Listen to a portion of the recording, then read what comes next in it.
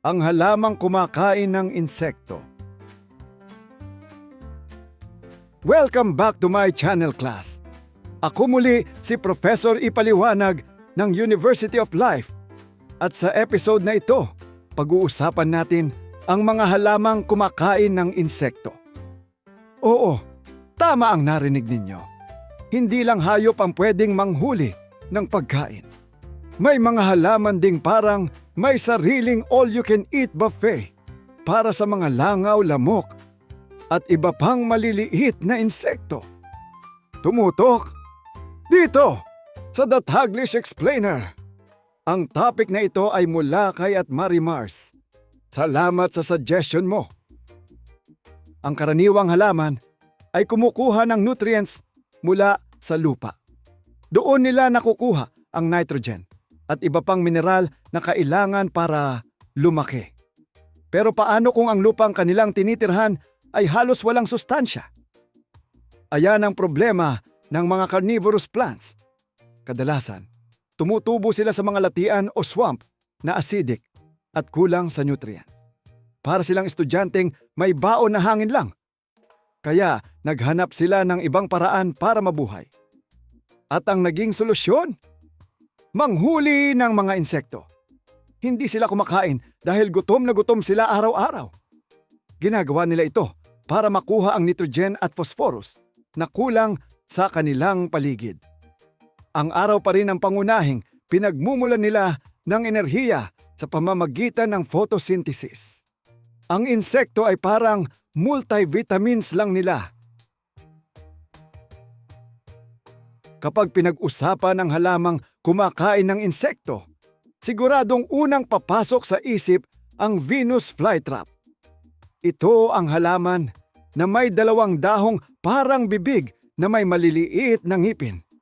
Pero huwag kayong mag-alala. Hindi nito kayang kagatin ng daliri ninyo. Maliban na lang kung daliri ninyo ay kasing liit ng langgam. Sa loob ng dahon nito ay may maliliit na sensitibong buhok.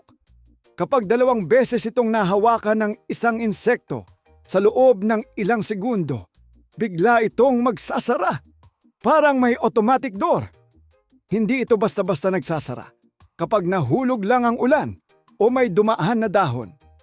May built-in timing system ito para hindi masayang ang enerhiya. Kapag nahuli na ang biktima, naglalabas ang halaman ng digestive enzymes hanggang matunaw ang malalambot na bahagi ng insekto. Pagkatapos, bubukas ulit ito at hihintayin ang susunod na customer. Kung ang Venus flytrap ay parang bear trap, ang pitcher plant naman ay parang swimming pool na walang lifeguard. Ang dahon nito ay hugis pitsel o baso na may matamis na nektar sa gilid. Dahil matamis, nahakit ang mga insekto. Pero ang problema, madulas ang bunganga ng pitsel. Kapag dumapo ang insekto, dumudulas ito papasok. Sa loob ay may likidong may digestive enzymes.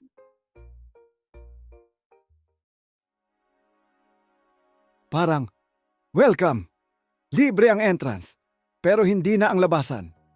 May ilang uri ng pitcher plant na kayang lumamon hindi lang ng langaw, kundi pati maliliit na palakha, butiki, at minsan ay maliliit na daga.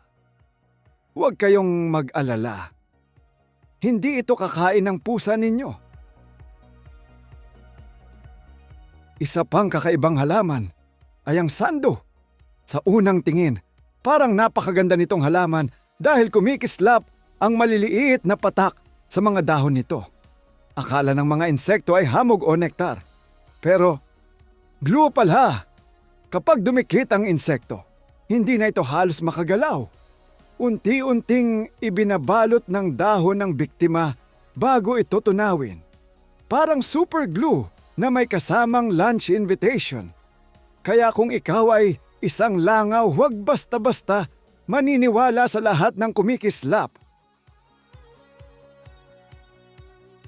Mayroon ding halamang nakatira sa tubig na tinatawag na bladderwort. Ito marahil ang isa sa pinakamabilis manghuli sa buong kaharian ng halaman.